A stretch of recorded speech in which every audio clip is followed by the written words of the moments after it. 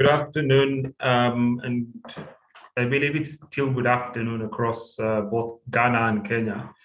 So we shall start in a few minutes. Let's just give it a few minutes so that we can get everyone joining in. I see our moderators are in the room and our mentor is in the room as well. So we'll just give it another maybe 5 or 6 minutes and then we shall start. Thank you very much and welcome. Thank you, David. Thank you.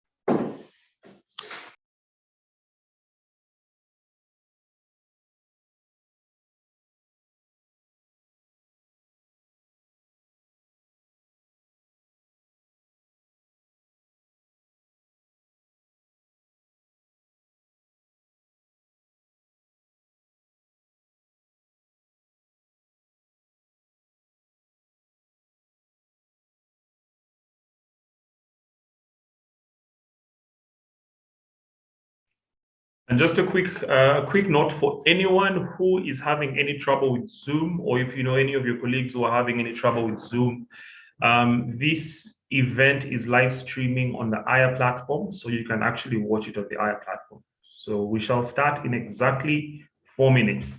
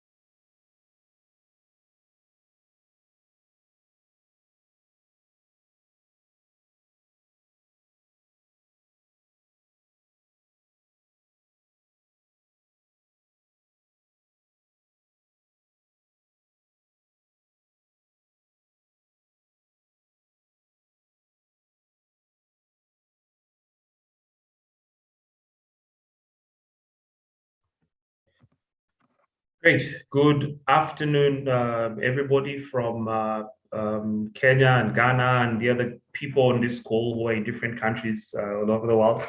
And welcome to the first session of this FAO Brew Forum Agripreneurship Training Program.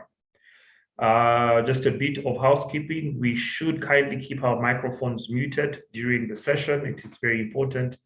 We expect many more people to join the call as we go. And also some are following live on the IR platform and the other streaming platforms where this is happening. So once again, welcome. And we're excited to have you.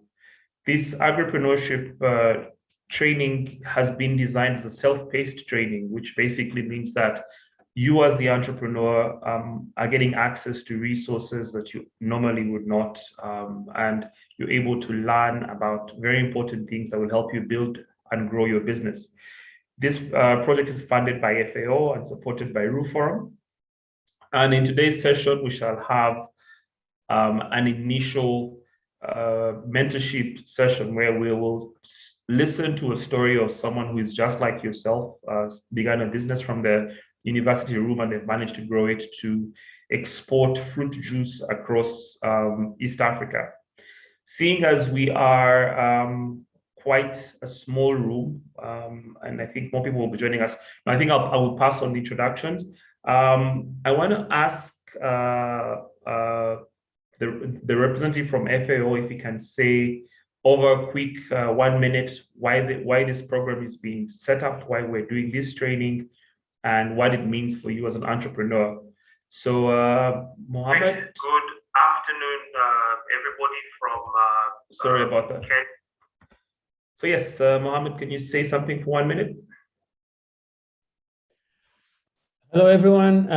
We're very excited to have you. I'm not here as a representative of FAO, like David said. We didn't want to have a launch session, but I do want to take you through the IR platform, if that's okay. David, do you think we should do it now or after? I think we'll do it after the session. Okay, then I will speak to you again soon after the session. I want to take you through the assignments and how to submit your work, etc. Just quickly for you to know. I'm very excited to be here with you. I'm looking forward to this training. Great. As a result, like Mo said, we don't want to make this formal in any way, so we shall just jump straight while we're doing this, which is the mentorship session. And I'd like to quickly introduce our mentor and moderator for the session today. First, our moderator is Professor Amos Njuguna, who is the Dean at, and I believe he will do more of the introduction, but the Dean at University of, it's USIU, if I'm not wrong, Prof. Yes. And I mean, he works with entrepreneurs quite a bit, and we are privileged to have him as part of this session. And he'll be moderating a conversation with Mr. Sam Turiatunga. Sam is the the founder and CEO of Uhuru Fruit Drinks. They produce different fruit juices, bottled fruit juices, and they sell in Uganda, Rwanda, Kenya, and I believe the Congo. Sam, you're welcome to this call. Thank you. Thank you, Gona. I hope you're able to turn on your video. Yes, thank you so much. I am happy to join you guys, and looking forward to sharing with you my story and how I've been able to, to move and grow my business. Thank you so much. Thank you, Sam. Prof, I'd like to hand over to you to take on this conversation. Thank you very much for this conversation that's supposed to provide real stories of real entrepreneurs who have succeeded in their different aspects in the context of agribusiness. Maybe I could just put things into perspective. My name is Amos Njuguna. I'm based in Nairobi at the US International University here in Africa. And I work a lot with entrepreneurs, especially those in the agribusiness space. So I feel very excited and very happy to be around this space. So this is the way we organize it. First, we'll give our mentor an opportunity to very, very briefly tell us who he is, how his journey has been, what he's currently doing, and also tell us where we can get this product. I should be having some of it on my desk. So we will have this conversation. He'll tell us he's one of us, he's in Uganda. And then after that, we'll have a friendly chat with him. So Sam, if you are ready, possibly you could just begin in a few minutes. You give us an overview of who you are and what your story on this entrepreneurship journey is. Over to you, Sam. Okay, thank you. Thank you, Amos and Gonahasa. Yeah, my name is Sam Tiatunga, and I'm the director of Wood Food Technology and Skilling Center. We do products called good drinks. If you have Googled or if you check on internet, you can be able to see the products. Yeah, and we are based in Uganda. I started when I was at the university in my second year to do my products. That was in 2013. And along the way, the business kept growing. And now our factory, we have our own factory on our own land. And after like 5-7 years, so without going to first look for a job after the university. Yes, so we process fruit drinks. We use our locally available fruits. We supply the products locally in Uganda, and we also have some people export. Currently, the biggest market is South Sudan. Yes, so that is just a brief profile. Thank you. Okay, thank you very much. Would you please tell us how your entrepreneurship journey was? Where did you begin? How did you get into this? I'm a food scientist by profession. I did Bachelor of Science in Food Processing Technology from Chambogo University, Kampala here. Now, when I was in my second year at the university, obviously the students would always discuss that after university, where are you going? Other people would tell you, I'm going to work in maybe Britannia Foods. Another one tells you Coca-Cola beverages. Another one mentions maybe PepsiCo. And so we would obviously discuss how much money they pay. And we found that usually they earn around UGX 1.5 million. That's around $300, $400 monthly. And then we personally found that money, it will not be enough if you graduate and you're earning that money per month, and you have to put on you have to be very smart at the factory and all those things. So I decided to start doing my own products while in second year of my course. So my course was for 4 years, but I decided to start in my second year doing the products. But I didn't know how to make them, even though I was even a food student. I was a food science student. I was already in second year, you can imagine, but I couldn't even get a mango to make a single product. You see, that alone was very challenging. You can imagine you have spent 1 year at the university as a food science student. You haven't even reached the stage of just getting a mango and getting out the juice, and you make it so it can even last 6 months. So I asked myself, why have I been paying all this tuition for the past 1 year? Now I'm in the second year, almost finishing, but I haven't even learned how to stabilize these juices. So it was a very big question. And I realized that most of the times we are at the university, but you find much of the things that we are learning surely are not, practically not helping at all. So I decided to look for some, there was a company which was doing agribusiness incubation. And it was called Agripreneurship Products Limited. I went there and I learned how to make some of these products. And by the time I finished second year, I already learned how to make juices from bananas. So my first product was from banana juice. If you check on internet and put omega juicers, that was my first name I used in when I was in my second year, omega juicers. You will see my first products in 2013. Whether you check on Google or Facebook, it is there. And then my products, I started making them, but I didn't have where to make them from. So I was using my own hostel, the room that I was sleeping in. So I would make those products and sell them around university canteens. And I saw that students actually are liking them. So I decided to continue doing the products. So obviously I would balance books and business. I wake up early, I make juice, I sell it, like that. Then in my third year, I decided to upscale, but the room became small. I went to the university food lab. The university food lab, they allowed me to use the facilities. I did production. I started selling some supermarkets around the university and even all the university canteens. And my product became a brand everywhere. So then finally I went to my fourth year. I was almost finishing the university and the production had increased, but the food lab had started now becoming like a factory. The professors complained, the lecturers complained, said, Sam Tuyatunga, you are overtaking the food lab. This is a food lab for research and product development, not for you now to use as a commercial plant. You can't hire a place outside. I told them I'm still a student. I have the right to use the food lab because you are the ones who allowed me here. So you got me from my hostel, now I'm here, now the business has grown. Why are you chasing me from the lab? And obviously they succeeded. Some of them said, no, Sam, you need to go and hire a room outside.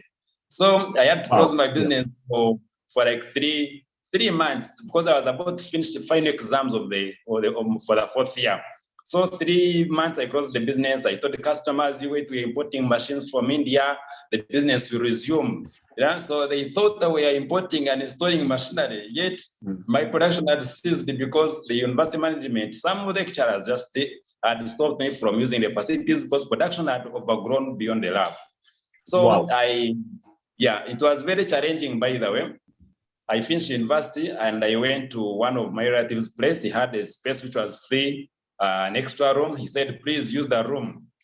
I left the university, I went to my brother's place. So I started using, if you just go, you Google and put Tuyatunga Sam, you read all these stories and you'll see how I managed. So I went there and started doing the products. And after 1 year, the market started increasing, the supermarket started taking up the products. And people started exporting. Some products go to Congo, you started exporting to Rwanda. For 2 years, I've been sending my products to Rwanda, actually. All supermarkets find they have until 2019 in January when the border closed and my products, they chased them from the border, they came back to Kampala. And that's how that market died. And obviously, business went down completely. Yeah, but currently we send the products to DRC and also some local sales locally here. Yeah, so currently we are already having our own land. We have our own factory and doing all the products from our own premises. Even now I'm in my own place, so everything like that. After all that struggle, without getting any job from anywhere, since my second year up to now, I have been involved in my own production, doing my own business, employing people and getting farmers. And obviously other main opportunities come along, projects come in, they are looking for those who are in agriculture, we are always here. So they support you, all those things come because you are there. Yeah, so I think that's how it has been. That's just a brief, but otherwise the story has a lot of things inside. If we had to unpack everything, we might need like 2 hours. But anyone who would want to, if you would want to read my story, if you would want to read the whole story, if you just go on YouTube or Google and put Tuyatunga Sam and read or listen to all those videos by maybe African Development Bank and others, you'll see that entrepreneurship is not a matter of understanding or knowing how to make a product. Passion, commitment, perseverance, deciding to do that business, no matter whether you are getting profit or not, you decide to be there. We have months when you don't have any sales, there is no profit, but you are there. The company is there. If you are looking for me and maybe an opportunity comes in January, they will find me there. You get what I'm trying to say, Amos? Yes. I hear you. I will not close. Hear you. I hear you. Just I hear you. And I'm really excited because you've already made some two very important points. With regard to how you saw the need to transform the little knowledge you had into a real opportunity for yourself, for the community, and for other people. And two, the fact that you were outward looking and saying, I'll do 4 years in college. And once I do this 4 years, then I will be making $300 per month, but then here you are and you really have an opportunity. It's a very exciting story. And it's very exciting to see young people of Africa getting into agribusiness and making life out of it and creating employment and business out of it. So ladies and gentlemen, we are on YouTube. You can, and also on Zoom. If you are on Zoom, you can quickly type up on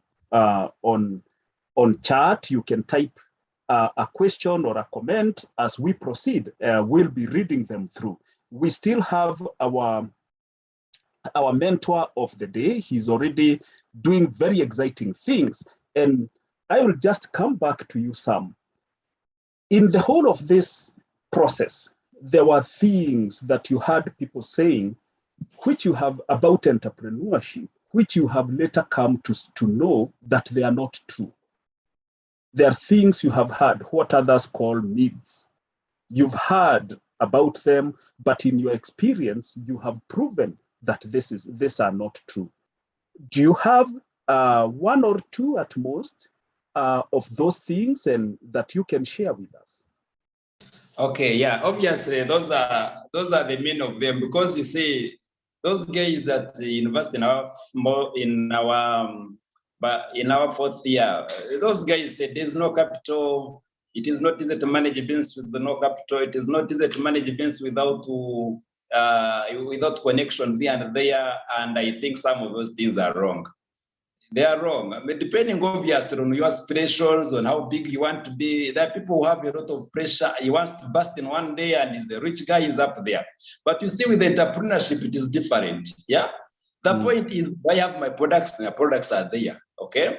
Do I have a customer? The customer is there and is paying the products. You get. And so consistently, this business will grow from 1 year to 2 years and like that. But if someone else wants to start today and he wants to maybe like barge and he swell and is up there already. So once those things don't happen, the guy closes the business, he goes into maybe opening a shop for maize, or he opens a shop for beans, he opens a shop for, for merchandise, just because the company has not grown the way he wants. You understand? Thank you. Yeah. So you are saying you have proven that it is not starting with a lot of money, that people believe that you've got to start a business with a lot of money. You can always do it with less. Exactly how much did you use to start your business, Sam? I started with the money for buying fruits, because that was around the 25,000 Ugandan shillings. Buying fruits, because 25,000 Ugandan shillings would give me around 60 liters of pineapple juice. 60 liters of pineapple juice. So I would put that juice in blenders, the juice coolers. Those juice coolers which can be in restaurants. And when you look at those colors and the blenders of those juices rotating, people like those juices. So I used 25,000 to just make the juice. And those blenders, I hired them from someone who had a juice plant, but those blenders were not working.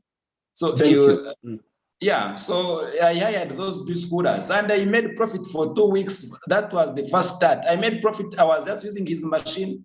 I just get pineapples, extract, add water, obviously, add water and sugar. That is it. The purpose of water in anything. And you make profit.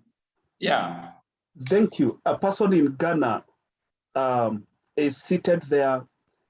Someone else in Africa, here we are, and is asking themselves, why agriculture? Many youth, young people like you, run away from agriculture and say, maybe I don't want to do this. You are educated. I want to go be employed, work in an office. So why specifically did you go for agriculture and not any other industry or sector? I think for agriculture, okay, I want to say agroprocessing. Agroprocessing is the best way to go, because number one, most of the agricultural materials are readily available. That is number one. They are readily available. You can even get them in surplus. You can even get them for free if you happen to go to the upcountry areas.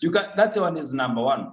Number two, these agricultural materials, if you can process them and get the knowledge on how to transform them into better products, those products already always have existing market for them.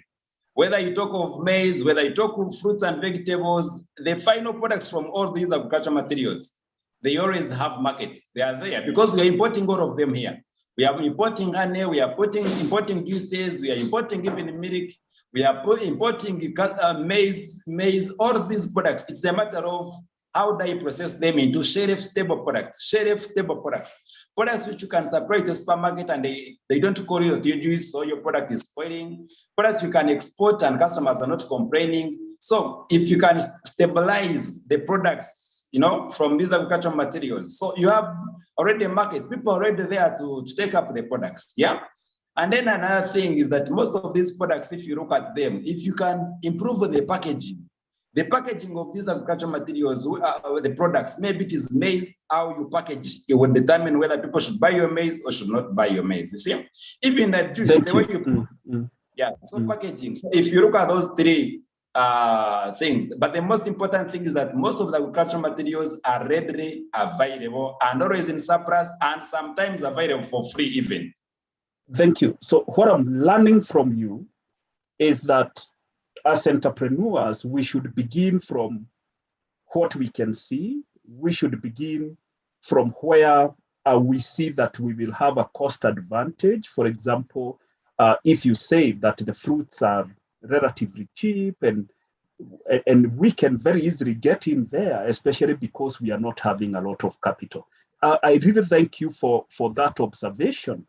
And then come in and just asking myself, okay, you've done this, you looked at it. Why specifically the fruit juices? Why not anything else? I hear you mentioning other value chains. Why specifically the fruit juices?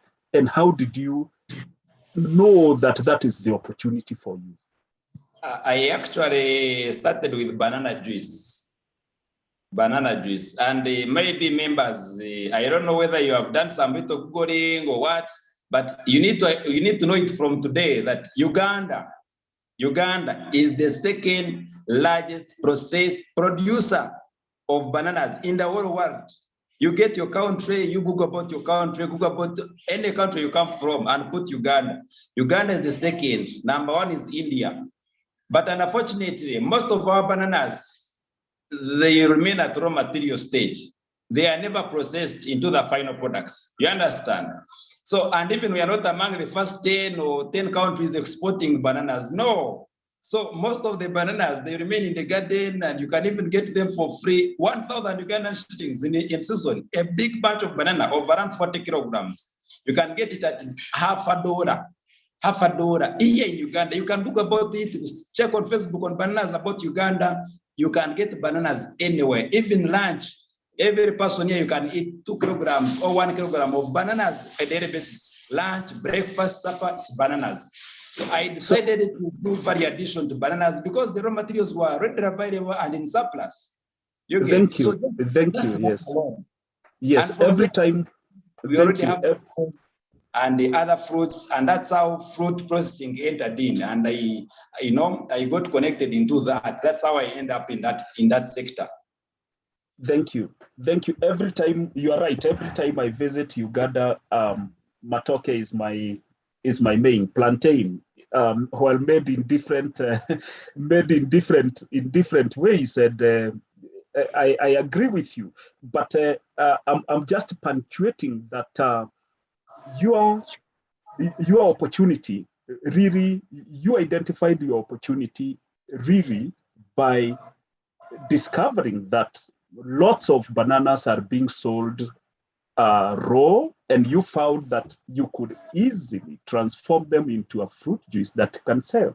And I'm saying this because we do have entrepreneurs in the room who are thinking, how do I decide that opportunity? How do I get into that? And hearing from you, you are merely looking at what is the missing link, how can you add value, and how can you make it better for the customer? So I think that observation is really, really great. But initially you alluded to specific challenges that you faced. In a nutshell, you can possibly summarize to us a person who is willing to go into this kind of business, is a young person like you, what kind of challenges should they be ready to face? Okay, I think one of the challenges that is common, for here in Uganda, one of them is stiff competition. Stiff competition. But I think maybe, I don't know about other countries, but from obviously many messages I get from other countries, Ghana, Zambia, people talk about, why don't you come and do your juice from here? Why don't you come and train us? All those things. I realize that it seems here, there's a lot of processing here than some of the countries, you see? So the competition that we have here, a lot of juices are coming from India, others are coming from UAE, United Arab Emirates, others from Egypt. They are all here in Uganda. So we have a problem of influx of imported drinks here. So competition is stiff, that is number one. But how I've managed consistency in the quality of our products and ensuring that the products are already available, you see? And so it doesn't matter whether maybe you are not the number one of those companies, but your products are there and you are making some sales from there and you're there. So that's how we have managed it. And also we are using our natural juice, our natural raw materials here. So the product, if you test them, you can see the difference between the one we have used the right mangoes or the one we have used the imported, pulps and imported, there are brands that you can make using imported concentrates, you see? Yeah, so all that. Another thing was certification. Having your products get certification by the authorities. It's also a big challenge. Yeah, but that one I overcame I went to the authority, I told them I have no money for certification, and good enough, there was a program where government was supporting small scale industries with certification at zero cost. So I ensured I have toilets, I have washrooms, I have changing rooms, I have a raw material store made of iron sheets, raw material store made of iron sheets. You just put raw material store, changing rooms for male and female, production room, everything, iron sheets. And they certified me. I went to the market. You understand? I didn't have tires or terrazzo, you see? So challenge is certification also. I think the other challenge is obviously the lack of, when you have a lot of people around you trying to tell you to go into other industries, into other businesses, it's also a challenge. So hearing a lot of voices from your neighbors, from your colleagues, classmates, it's also a big challenge. Yeah. But thank you. If you can get focused and know what you want, and you know you are in this world alone, you are the only one, the family is on you, everything is on you. You can get focused and run your business. But these things, what I hear you say is that a person going into business must be ready to start competition, must be ready to have their products readily certified for them to be more acceptable, and a person getting there must generally be prepared that not many people will agree with their decisions on what they do. And I think those are 2-3 really powerful points. And along that thread, you've mentioned competition. And as you talk about competition, then it also becomes critical to talk about your customers. Did you identify a specific need for the customers that you needed to serve? Yes, you are on mute, Sam. Yeah, the first customers, obviously, for me, they were my students, you see. I didn't go asking them, will you buy my juice? I just got the juice and I took them to the school canteens. We had around 8 canteens in the university. So I took there my juice. I gave them, they are not carton. They are not like in a carton or wrapping kind of setup. They were just bottles, ton of bottles. You take them in a polythene bag and put them there, and they display them there. And after 2-3 days, they told me, your juice, they have finished it. No research, nothing, but just around your juice, they have finished it. That is around to tell you that now do more production. You understand? Yes. I did that across all those canteens, and the juice was sold. Then there was other like 2 supermarkets outside the university. I also took the juice there, but in the supermarket, obviously, it took longer there. After like 1 month, You see, I found when the bottles, they could take like 1 month and a half to get over. But when they got over, they said, you bring another order. And I took there. And that's how I kept going to different supermarkets. You understand? Yes. Yeah, so what kept the customers coming? What is it in your product that kept the customers coming? yes, the products were natural. They were natural and they were not made on the market. Like you look for banana juice or look for mango juice, you only find Minute Maid and the local brands, which are really where you're using mangoes or natural fruits. They are rare. They are rare, locally made locally. They are not there. Okay, so let's move a few steps ahead and relook at the grown business. As the business, of course, I believe that your business is still growing. How did you shift over to a new customer base?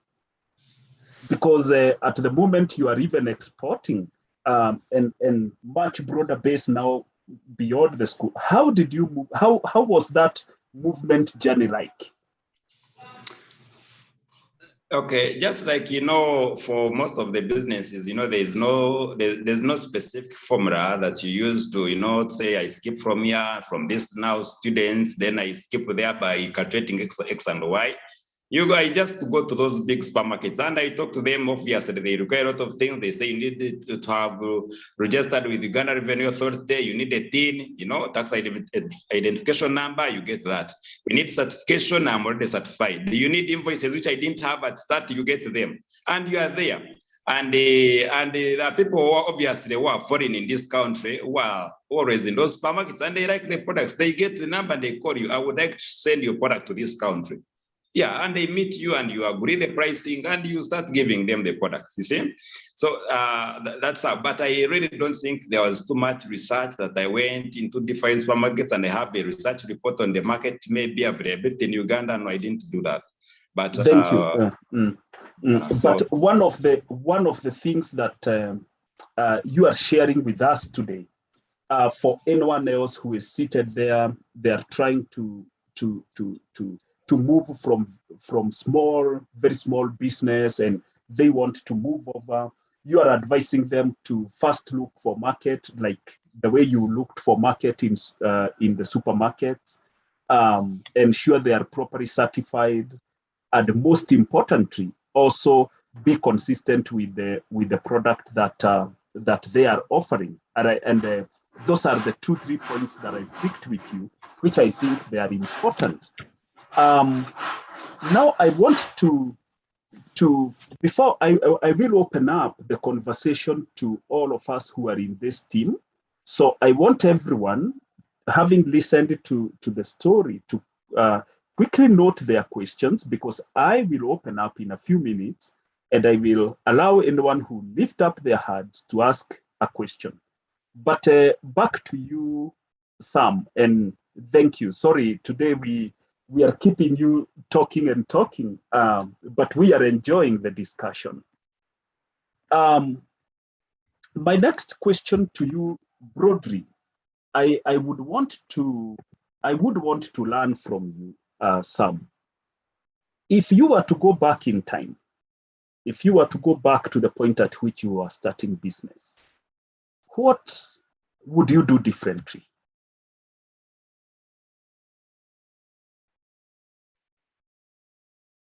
Sam, are you there? Sam, you're muted. Your microphone is muted.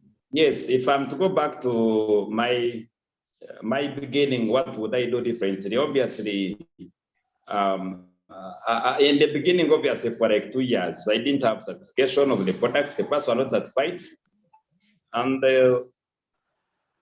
people were taking those products just because they are testing and the parts are good, but not because they are certified. So by now, I would go there in the beginning, but with products which are certified. So that would make my market better. Yeah, at start, people are drinking them for the sake of they are made in the university lab and they are made by students. Maybe they are doing some little research on the products, they are better, but with no certification. But now my products would be certified if I went back. Yeah, and then another thing I think I would, so I would just consistently ensure that the products are of quality, consistent quality. And if you look at how the products were, if you even check and you look at how the parts used to look like those 5-6 years ago, when I look at them, I look at the parts like they are looking funny.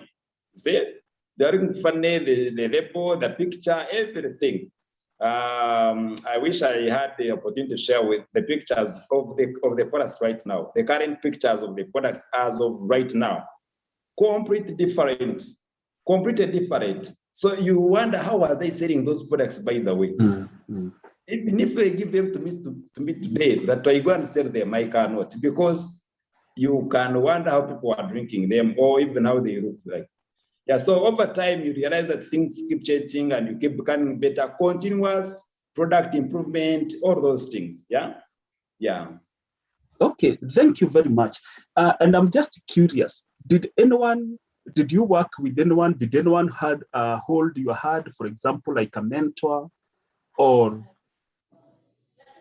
did you have a mentor, or you are this genius that came from, you just thought about it and it just worked for you?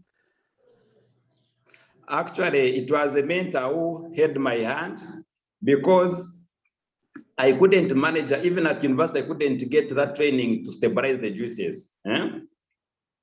I couldn't get training in how to stabilize the juices if I didn't have a mentor. And that mentor was called Professor George William Bazilake. He was a dean, a faculty of dean of the dean of faculty of science. And I was struggling. I told him, my juice is spoiling.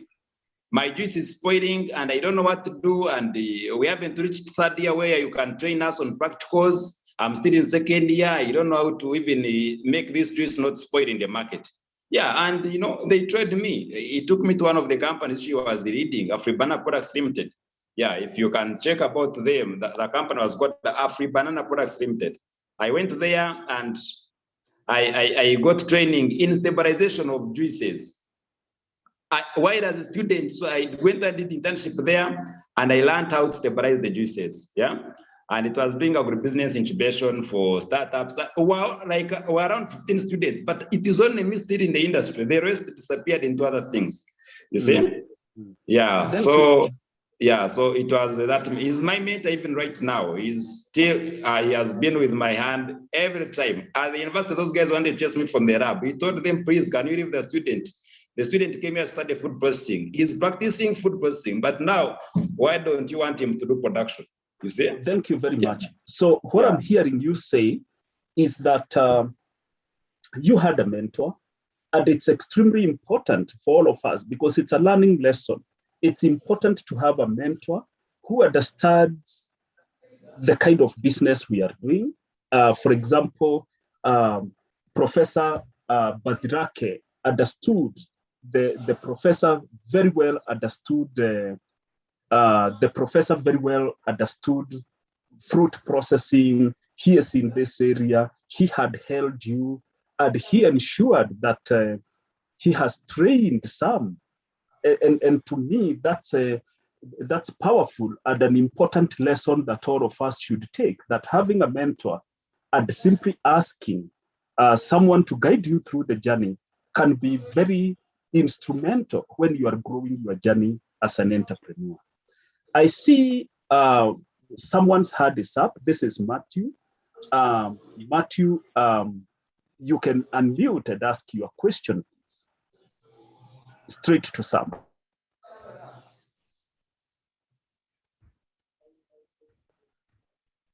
Matthew, you can unmute. I see your hand is up.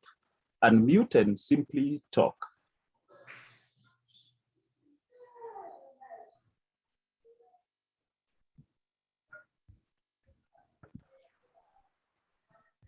I think we lost Matthew just now.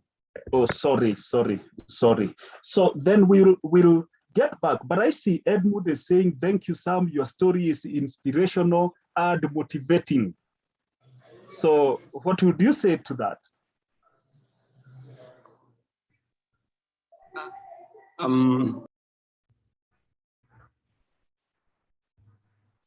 Sam, you have muted yourself. You are muted. I didn't hear that question. Please repeat again. I'm just saying that Edmund is saying, thank you, Sam. Your story is inspirational and motivating. What would you say to that? Is that it's in chat? Okay, and motivating. Okay, thank you so much, Edmund, for that. I also feel proud of, you know, when you speak and people want to listen about it. This is what I've always been feeling for the past like 6 years. You speak about your story and people feel like I want to listen. So even me myself, I feel it inside. I feel it, by the way. That one I can't lie to you. You know, sometimes there are these motivational speakers, they call you in town for some of these workshops and people talk and you find other people are sleeping and dozing. But personally, I know how I have managed it. And even when I'm speaking about my story, I feel it in the heart, direct in the heart. So I feel very good, Edmund. Thank you for that comment. Thank you. So what you are telling us is that once you succeed and once you also inspire other people, you also feel good. And so you are telling us that let's come out, share our stories and get help where need be. Now, I am very interested in hearing your story again. And especially the story with regard to how you expanded your business. But before I do that, I want to ask my colleague Fred to possibly ask one or maybe clarify anything he might have with you before we come back to the audience. Fred, are you there? Yeah, I'm here. Thanks so much, Prof. And good one, Sam. I mean, your story is very motivating, and I'm sure everyone around here has picked one or two lessons from it. I have a bit of clarification, and usually it's a big problem for a lot of the entrepreneurs, the startups. On the mentor, how have you been able to engage the person through and through? Because I've had entrepreneurs saying, oh, it's difficult to really get the mentor to engage with me and provide me with the necessary support. How have you been able to do that? Thank you so much. I think sometimes you see, you have to, sometimes I think we need to also put in like, okay, this one, I don't know how you interpret it, but even if someone is going to be your mentor, you have to have some kind of common sense to bring in this person, not feel like you are using him. I don't know whether you guys, you get what I'm trying to say. And there is a way you can do it. For example, me, I was at university, and as a student, I didn't have money, I didn't have anything. But do you know, just making your product, and you bring one carton, 12 bottles. I hope you are getting me. Just 12 bottles. You bring it as a carton and say, this is your gift, or this is your product. Hey, test it, I bought it for your family, just alone. Automatically, that will create some kind of psychological, I don't know how you call it, but someone feels that this guy, surely, he knows what he's doing and is social, that kind of thing. And you find every time this professor wants to see how far you have gone, you see? Not necessarily even a professor, even another person. But so it's not a matter of every morning saying, can you help me with this tomorrow evening? Can you help me with this tomorrow, the other day? My mentor, what about this? The other day, my mentor do this. Sometimes when you make a small profit, can you get a small, even it is a small, maybe, for example, recently I took an art piece to him. He was happy. An art piece, he put it in his house. And how much is it, by the way? You don't buy a pencil. You get it? And he put it in his house. He was very, very happy. He posted about me, and I've not spent the $100 since the 6 years, maybe to do all that. But you see that kind of showing that yes, you're a mentor, but for you, it's not about taking off from the mentor, taking away. Can you just get something small and take it there to show that you understand that there is that kind of social aspect that you're involved with him? Automatically, his head will see that this young man surely he knows what he's doing. So I don't know whether you get it. I'm trying to explain Yes. what you get it. That's what I Yes, did. I get it. I get it fully. He came on my wedding, he gave a very wonderful speech, and because of those small things. But you see, you think you need to first get $100, you need to first get $200, you need to contribute a car, you need to buy a big, and he's not interested in those things. Sometimes he already has them. So, but for you as a young man, if you just bring that one small thing to that mentor of yours, just one, in a year, even 2 years, you see, automatically it creates kind of, I just don't know, but I understand you guys will get my point. And that is what you should know to connect with some of these mentors easily. Easily. They don't need salary. You build Prof, the trust. excuse me, Prof, can I say something, please? Please do. Please do. I don't know what happened. I cannot see where I can raise my hand. Sam, it's always a pleasure to listen to your story. I'm a big fan of yours and Uhuru Juice. I just want to touch up on a few things and related to the lesson of the week that we just started. So please, if you can indulge me, Sam, I want to ask you a few questions. So I think in your story, you mentioned that you noticed a trend at the beginning when you went to the canteen. You noticed that people demand shifted from like Pepsi and Miranda to fruit juice. Can you tell us about that moment? You still remember, I think you still remember the story, because this one I didn't mention it today. I think you are getting it from the other time. Some of those things I left them, but you see, I was in a hostel, and I didn't know what to say on this kind of trade fair. These universities, when students are coming in, the fresh students, they organize a small trade event. Now, that trade event, I was wondering, what can I sell there? People were selling chapatis, others were selling clothes, others were selling shoes, pens, pencils. But me, I was like, what can I sell in this event? Now, in that event, there was a Pepsi tent, where they're selling sodas. And me, I decided to sell juice. And how did I get this juice? I went to some company which was already having juice blenders, you see? They are juice coolers, actually, juice coolers. And they gave me their juice cooler, and they gave me their juice. I gave them my national ID. They gave them the student ID, so that they know that surely I have no capital, but I want to sell your product. So I went in one day. It was sunshine, people lined up on my store for juice. And the tent for soda kept looking at me. Even the manager of that soda tent kept looking at us. He's like, now he went to complain to those guys who are organizing that event. He said, we are the sponsors of the entire kind of trade fair. How come you have allowed this young man to bring his juice and sell on the event? And so people took juice, lunchtime people took juice, they were all day, and they just got over before 8 p.m. at night.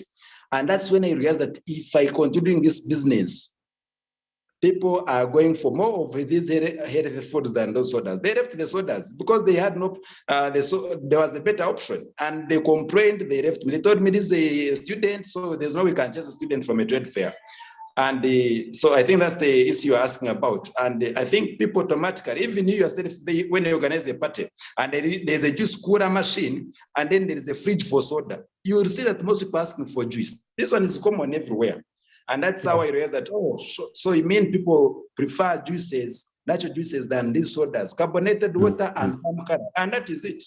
As a food scientist, carbonated water and color, you see, and then sweetener, and that's all. So now someone has bought mango juice, he has bought pineapple juice, he has bought banana juice. Why can't you take that product?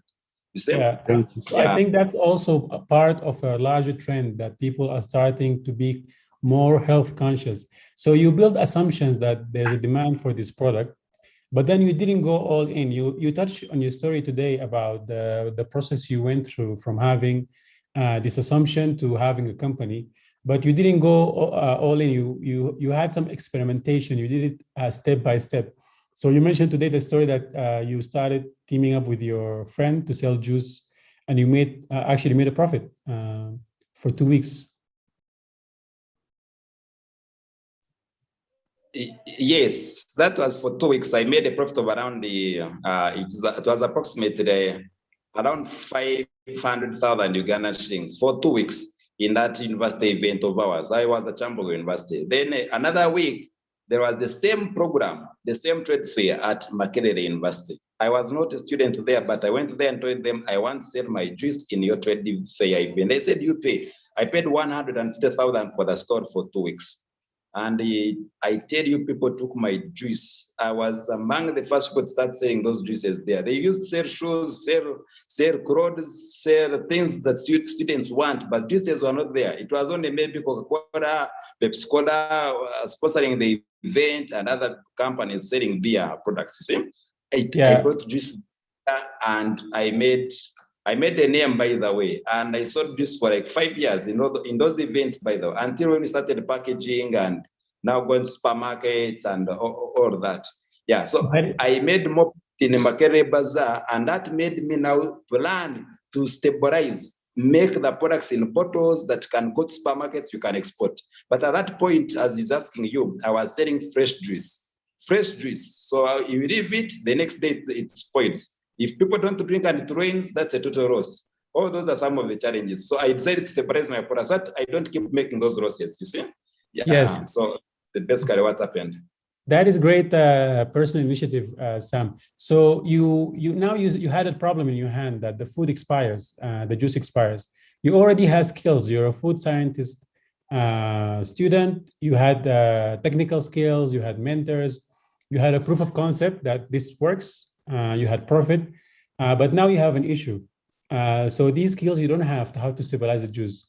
And I think you mentioned in your story today that you went ahead with your mentor and you joined the Agripreneurship company. So you were actually able to get these skills easily, even if you didn't have those skills, correct? It wasn't hard for you. You didn't know everything about the juice business, but you learned some things on the way. Yes, I learned some things on the way because I as a student doing food science and technology at the university, these universities of ours, you are learning about ICT, but you'll touch that computer maybe in the 4th or the 5th year when you're about to graduate. If I'm not lying, you guys, you know these things. Most of our education systems are not clear, by the way. You are learning about ICT, you are to do computer, but you study first year theory, second year theory. The 3rd year when you're about to graduate, that's when they take to the computer lab. That's the same thing with food technology. First year, we never entered to the lab. Second year, no lab. You are not doing even any practical on those products. You are just learning theory, biochemistry, food, everything, but you cannot even preserve a product. You understand? So until I got that kind of training from the mentor. That's great. So just a note to our agripreneurs that you don't have to know everything, but there are some skills that you can get easily. So you need to focus on your strengths and see what you can learn easy. I have just small 2 questions, Sam. You were very disciplined that you didn't listen to others. The voices in your head also, when they told you, no, you should maybe change career, look at something else. You saw an opportunity and you pursued it until the end. So can you tell us about that and how hard that is to be disciplined enough to select some things to work on and deselect other things not to work on? I think that is one of the hardest things, by the way, but I think I'm never so much involved in those stories with other people who are doing things which are completely different from what I do. I am really in interactions with people who are doing things which are completely different. So because you find that even the time cannot be there, so you don't go into those stories which will not build you up. So I don't attend to those things. But obviously, sometimes the business became hard somewhere around after like 3 or 4 years there. The business became hard, 1 month, 2, 3, 4 months, no profit, no earning at all. Entrepreneurship, you can do like 5 months, no earning, no guaranteed salary, nothing. You see? I got there an application, I applied to Coca-Cola. They never even gave me a job, you see? I said, now, this is the only application I've done after, feeling like, you reach at that point when you feel like you should give up. That was around 2016, 2017 there. And even when I didn't get that application through, that was the only application that I wrote. I stopped there and I proceeded the journey. So those are things that happen when you are focused, you are heading somewhere, but because of challenges, you start looking around, you see? And that one I overcame. By then, now we are here. We are in our own place. We are in our own factory. We are like that. Some things that I didn't even imagine around 7 years ago, in 2013, when I was starting. Yeah, so I think Coca-Cola did you a favor. Now you yeah. They wanted to take me, and then I become their slave, because the vision would have died, by the way, completely. You go there, they use you from morning to evening, you come at night, you sleep, go back tomorrow. For the whole 2 years, 4 years, you are dead. There's nothing else you can do. Just one last question, Sam. How do you deal with these challenges? I mean, it must be very difficult not to get sales for 5 months. There are a lot of voices around you and in your head probably tell you you should give up. So when do you know when to throw in the towel and when to persevere? No, I think members, we need to agree that life is not like a tarmac road, because even a tarmac road has humps. So when I say 5 months of challenges, now I've not talked about the other 7 months. The other 7 months, they can be okay. You understand? So you should do, in your mind, you should always have those things in there. When challenges come, you know that time is going to expire and maybe better things come in. Yeah, so you shouldn't have a static mind that now I'm in challenges, let me give up. No, you know that these challenges will end and maybe sales will come the other month. And that's how business is. There are months when you have a loss, and finally some months can pay off all the problems of the past months. That one happens, you see? And you pay all the problems that you have been in, and you proceed. Other months of loss will come, and then you survive. You are there, you survive. How I've been able to survive some of those months as a consultant, I get a lot of trainings. We also earn money from trainings. We do a lot of trainings in product development. So people who are starting factories, I'm always guiding them how to start their businesses, different products, not necessarily the ones we are doing here. So all those are source of revenue. We train people.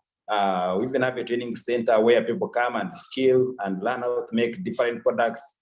So all those are earnings, and they also small scale quality control services. People want certification services for their products, all those things. So at Whole Food Technology and Skilling Center, we give those services. So also those kind of services, not products, bring in revenue. So you're able to move on. That's very interesting. So you have diversified, but within your main business. That's really interesting. Sam, it's always a pleasure. I have so many questions. I want to take more time. Prof, maybe I hand you back the conversation. Thank you. But before I make my comment, I see Edmund, his hand has been up for some time. Edmund, do you want to talk? Yeah, thank you so much, Sam and Prof. I think so far, so good. I actually had a question, but I think Mohammed's question actually brought out the answer from Sam. I must say, I also started something, was in food science in uni, the same level 200, 300. I'm from Ghana, yeah, specifically. But then I had to pause by the roadside, know how to just give up and move on. I think your story has been so motivating. I have decided to go back to pick up from where I stopped. And I hope one day to share my story as you are sharing yours. So much motivating and inspirational. Thank you. Thank you, Edmund. Yeah, thank you. We'll really be looking forward because this is learning, and it's boundaryless. We want to learn from those in Ghana, those in Kenya, those in Uganda, wherever you are in Africa, and share our stories and inspire another person to do great as you have done. We've seen that Sam's journey was largely contributed by a mentor, and this is technically what we are saying. So Fred, let me come back to you. Okay. Yes. Yeah, I'm listening, Prof. Yes, I wanted you to make an observation on and possibly if you have a question to Sam that Sam can contribute at this point in time. Yeah. So Sam, what interests me the most, again, has to be around your market. I mean, in developing your product. We've talked about myths, okay? What did you know about the market before you got in, and what did you learn as you got in to fix what the perception was. That okay. What I just want to repeat you that. Can you help me repeat that question again, please? Okay. So in getting onto the market with your product, you had a certain perception, a certain notion on what the market was requiring you to provide.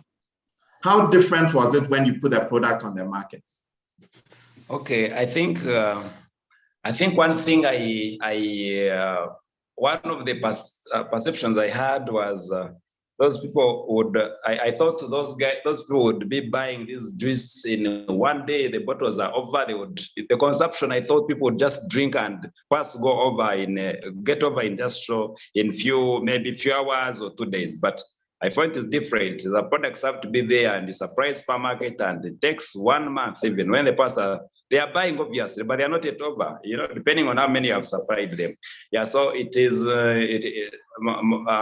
there's one thing I'm also still learning in our industry here. Most people, the juices, the consumption of juices here in Uganda is not yet so much, by the way. So we also do other fermented products, and they are called kombucha drinks also. We supply them and people take them faster even than the juices, you see, but we make sure we have a portfolio of different products. So I realize that Ugandans, our own people here, they have various tastes, you see. You don't force them on your pineapple juice. If they don't want it, they don't want it. So we make for them products depending on what they want, if you get that point, you see. So there are some products we made, like cocktail juice. You supply there and it is there 3 months, people are not buying. And then you make another part, it moves faster. So I leave that product. If a product is not bringing sales, I just ignore it and I do another product, you see. So I'm always very, I want to say that for us, very innovative. If customers say we want this product, we shall brand it and give it to them. Yeah. Right, so feedback was very, very important in trying to shape the product to suit what the market was looking at. But my next question has to do with technology, how you've used technology to grow your business. Again, using technology, one, to improve your production, using technology to also market your products, and then using technology for your day-to-day operations of the business. How well have you used this?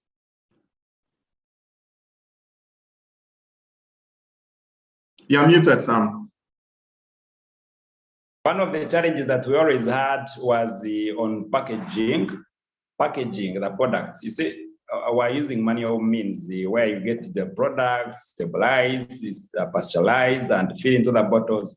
So there was a problem of how to carton, how to label, all that. Yeah, but because of experience, we got some kind of new method that we used to carton and wrap the products very well and neatly. Yeah, so I think innovations, you yourself, you don't have to follow what these big companies do, what the Coca-Colas are doing, what the Pepsi-Colas are doing. No, can you think of new ways? Another thing, we are using a pasteurizer. We bought a 500-liter pasteurizer from India. 500-liter pasteurizer from India. It was using approximately 900 USD of electricity per month. 900 USD of electricity per month. And I tell you that power is too much to the extent that every month the electricity company would be at our office looking for their money because it was a struggle to pay their money. So we said enough is enough. Enough is enough. We got that pasteurizer, we got the fabricator. He removed all those wires and the heating elements, and on the bottom part of it, he connected innovated the way of how you can buy using firewood. You see, using the same pasteurizer, and the pasteurizer worked. So electricity lowered from 900 USD to around the $50. Yeah, $50. That's around 200,000 Ugandan shillings. You see, and those guys of electricity, we call them Umeme company. They came and they checked everything. They said, "Why are you no longer paying our money? You are paying very little money. What happened?" I told them your money was too much, and we cut it by over 70%, you see, and that's how we managed it. So innovation and thinking, not just sitting there and become comfortable when things are eating you up, you see. So, and up to now, we are no longer paying those electricity bills. See, we are paying very comfortable money, and we have even never seen those guys at our facility because the money is very simple for us to pay, and because of innovation. So that's technology also. Using a pasteurizer, but using very less fuel. Okay, so as entrepreneurs, let's be mindful of some of these processes, how we use technology, how we continue to iterate on what we started. There's another question around how you communicated the value of your product. I mean, looking at value proposition, how did you communicate this to your customers for them to really buy into it? Yes, once obviously there are times when you have to increase in the prices, when materials become abnormal, prices become exorbitant and abnormal, you are not able to buy the materials, so you increase on the price. Yeah. So you increase the price by notifying the supermarket, you notify them early and tell them starting with next month the price will be this. If you're going to take it, you take it. If you don't, yeah, you get another customer. So new customers are easy to adjust to new prices than obviously the old ones. But if the people are buying it, it is very simple. So there are times when we would have to increase the price, but you notify those customers or the shops which are stocking the products. But the most important thing is make sure your product is good. Once it is good, people will automatically buy it. People will automatically buy it. Just like you see airtime. You guys, no one even calls you in the morning to tell you, please load the data. Load the data, you need internet today, please load the airtime, you need to talk to people, load internet. No one will send you a message. No one will think about that. But you make sure your product is good to the extent people will always load it themselves without minding on the price. Right. Okay. Yeah. So again, what you say about your product should be the reality. I mean, don't say something else and your product means something else to the customer or to the consumer. Right. Okay. So I'm sure in the course of your business operations, one of your resources was to look for funding. Okay. How were you able to convince people to put money into your business? That's if you did that. Yeah. Oh, where do you? Hello. Priscilla, can you mute? Okay.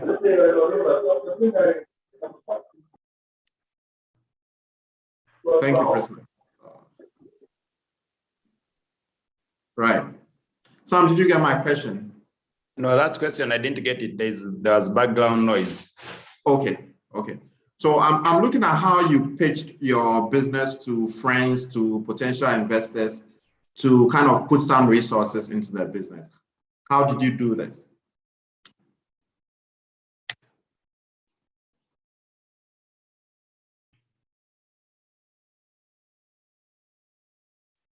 Oh, my network. Sam, you are muted. I think Sam is speaking while muted.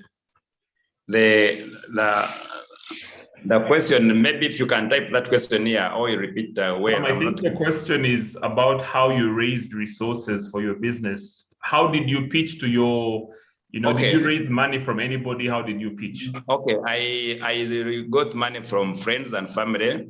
I would go to them and then I ask for soft loans, but obviously not there. I would not add interest there.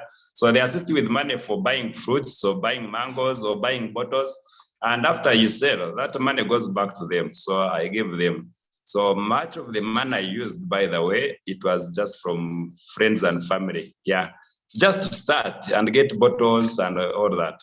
So that's basically that. And then I also avoided the investing in my personal developments, like, buying land for your own house, buying a car for me. To get a car, it was even just like last year. All the rest have been using money to do things for the company for the past 5-7 years, you get.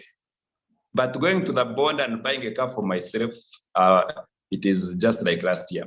So after all the 5-7 years, that all the money to the company, so that alone boosts the revenue of the company and the capital of the company. So I was getting money from friends. I never went to the bank. Apart from, I think 2 years ago, when there was a small loan that they were giving to the youth below 30 years by the government that I got. Yeah, but which was repayable even after 1 year. So I paid back that. But otherwise, I've not approached a bank to ask for money or that. So I only use friends and family, because those companies, those banks usually want a lot of collateral, they want machinery, they want what, and yet you find you don't have enough. Yeah. Thank you very much, Sam. We had Sam for an hour, and I think we've kept him a little longer. But I noticed one person's hand was up. Kurtich, do you want to ask one quick question before we end the session with Sam? Okay, thanks, David. My name is Kurtich from Kenya, and the question I wanted to ask, but you already asked the question about funding. I wanted to ask Sam, how do you talk to the funding, to those people who fund the project, because the big milestone is getting the cash to start the business. For instance, what I'm doing the bee venom collection, but the uphill task has been sourcing the funds. Hello? Hello? I think, Kurtich, I'm going to, around the finance bit, we do have a lesson on finance. And while Sam has been able to, Sam actually has to go, he's been here for quite a while. I think we shall keep that question for the session on finance. So with that said, Sam, do you have any last statement you want to make before we let you go? No, I'm okay. Let me wait for the funding lesson. I'll ask the question. Great, Kurtich. Thank you very much. Thanks. Sam, as you leave, any 1 minute parting shot? Okay, thank you guys for the time and speaking to me. I am very happy to have shared with you the story, and please like our page. I shared the link in the chat, so that you know we are in touch. It doesn't matter. Doesn't have to be when we are on Zoom, and that's all until maybe another time. Please like the page so we can always, be in touch. The page, I've shared it in the chat for our page, and I am always, I can see anything that you put there. So otherwise, thanks so much, and wish you that in your businesses, those of you who have already started and those who are planning to start, just have commitment, have passion for your business, and be there always. So that even after 20 years, you are there. Don't be among those who are planning to start in 20 years. Be the one who has been there for 20 years. You understand? You don't have to be number one, the biggest, but be the one who has been there for 20 years. Like now, the one has been in the juice industry for maybe 7 years. I would be among. See, but if I cross and start now, I'll be among those who are there for 1 year. So don't be among those. You start and be there for those years. See? So otherwise, I wish you the best, guys, and I'm happy to always share with you anytime you need me. Thank you so much. Thank you, Prof. I'd like to invite you to close off Sam's session and the mentorship session, and then we will go to a quick introduction to the I platform by Mo. So if you're Prof, what are your key takeouts from this session very quickly before we let you go? I think it's very exciting to listen to Sam because he's a real entrepreneur in a real African market. So he's much more like us. He finds himself in school just like many of us, and he looks at it and says, getting a white collar job.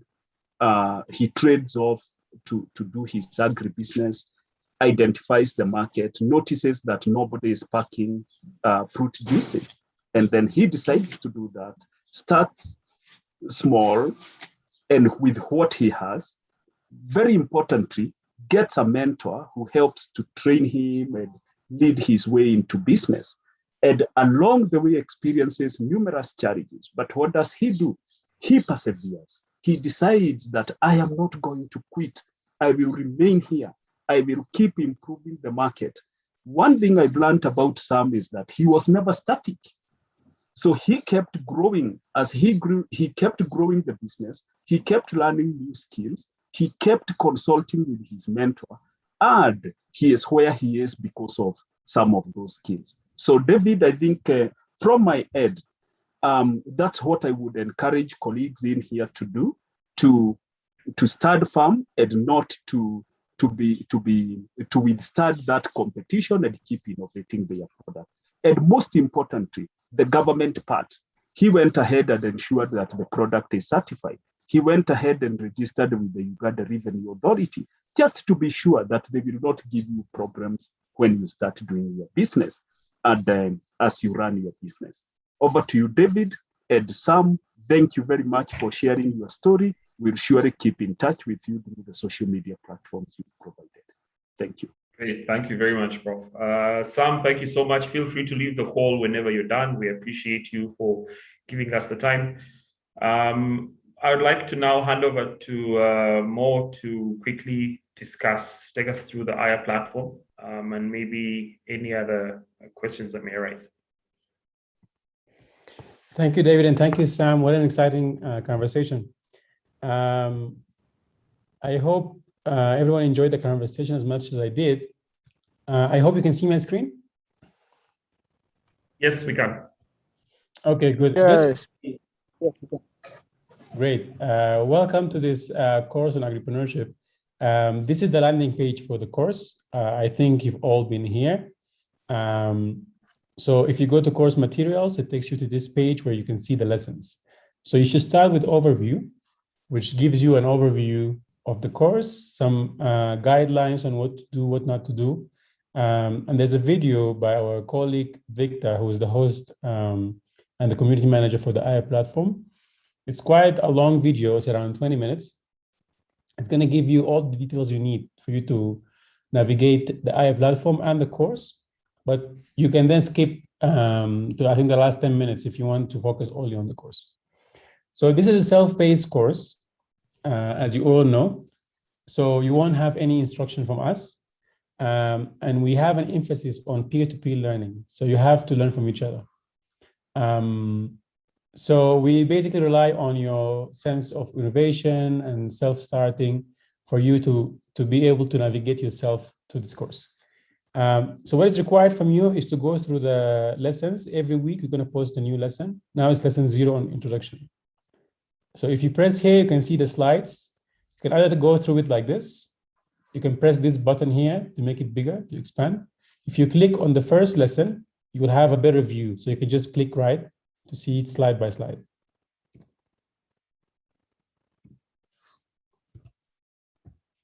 Now, every week you have to submit lessons. You have to submit assignments. All we require from you is 3 things.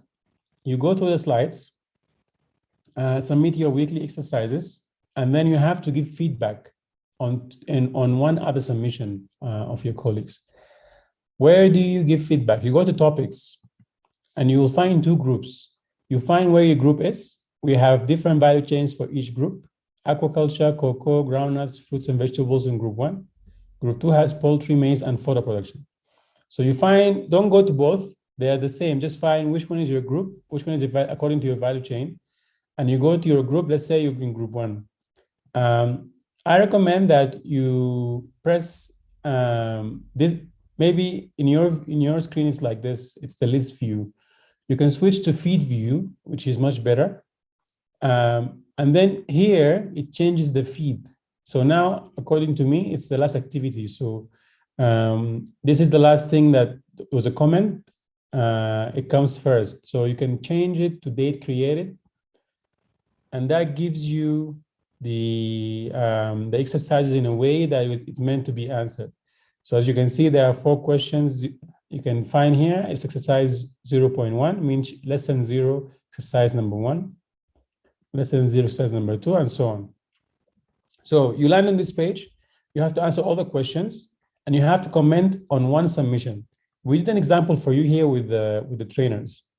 So for example, our colleague Victor put in an answer. There was no one, he was the first one, so there was no one before him to give feedback to. David commented on Victor's answer. But you see what David didn't do was to answer the question. He only commented, but he didn't answer. So what you should do, like I did, is to, you just press here, share your thoughts, you write in your answer, And afterwards, you look at the submission before you. So before me, it was Victor. So then I commented on Victor's submission. This is an example, by the way. So all these answers are wrong, just to give you a heads up. So I saw his answer and I said, look, from the lesson, I think slide 15 has a different definition. So according to that, I think the answer is C. So we have some rules when you give feedback. First of all, if someone gave you feedback, you cannot reply to that feedback. You just take it. We don't want to have a conversation. The second thing, you have to be specific and to the point. We don't want to tell many stories. The last thing is if it's a long feedback, you have to use the sandwich method, where you give positive feedback, something you like about the answer. There is nothing really like I like about this answer because it's A, B, and C. So I couldn't comment what is the positive that I like. So you start with the positive, you write something negative, and then you finish with something positive. So if it was a long answer or a submission, for example, if it was Victor who shared with us his value proposition, for example, I would say the value proposition is to the point, it's summarized, it's this, but I think maybe you should consider this. So that's the whole thing. If you want to contact us, please feel free to reach to any of us. You can go here, members, and you can see all the other members in your group. You can just click on the person and click on say hello, and you'll be able to message the person you want to message. I'm not sure if you have any questions. I'm happy to answer. We're going to post a recording of all these videos here. You see, it's already here, so you can actually follow up the discussion from the AI platform. You don't have to go to the Zoom. So under each session, you can find the live session, and please post your questions here. Great, Paul, for your personal initiative and posting the questions. Hopefully in the future, we'll have an interaction, we have a bigger group. So you can post any questions you have here.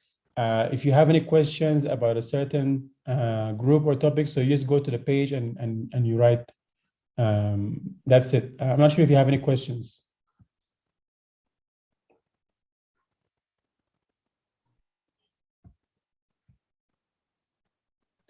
Great. Do you have any questions or comments on the session? Anything you'd like us to know about your experience today? I also have a question because we're trying to have a live session on Monday and on Friday. So the live session on Monday is the moderators will be looking at your feedback and giving your feedback on the AI platform and giving responses or discussing what you've shared. And then on Friday, we shall have a mentorship session. So the plan is to have a mentorship session every Friday where you can get to meet with, hear stories from different entrepreneurs, because we believe as entrepreneurs ourselves, we know that it helps to learn from other entrepreneurs. So the question is, are you happy with Friday and Thursday? Or would you like to suggest any other days that the sessions should be happening? So please share your thoughts now so we can be sure about when exactly we should have those live sessions.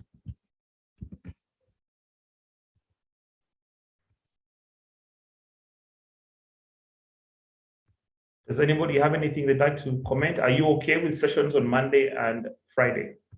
Or would you like another day as an option? Please, I think I will have to come in more. Any live session on Mondays, I think it will be a problem. So maybe like Wednesdays and Friday will be great. Wednesdays and Friday. Thank you very much for that comment. Please, can we know which day of the day that you suggested? That is which time on Monday? And so which time it is the same time as today. So it's, I think, 3 p.m. in East Africa, and I think that's midday in Ghana. Ghana. So I'm talking from Ghana. I can make it on Monday. I'll try to make it on Friday. So I'm okay with the first. Friday. So Friday. Monday. I second for Wednesday and Friday because Monday is a bit tricky. Okay, great. Wednesday and Friday. Okay, we can put out a poll on the platform. Please vote on the poll, and then we can, whatever the majority, we will go with that. I think that's a better idea. Great. We'll put a poll on the IR platform to vote for this. But thank you for your feedback. And I think as soon as we receive, please go to the IR platform this afternoon. As soon as the poll will be up, just vote the days that you want. So we'll have the sessions. It should be a 2-hour session maximum.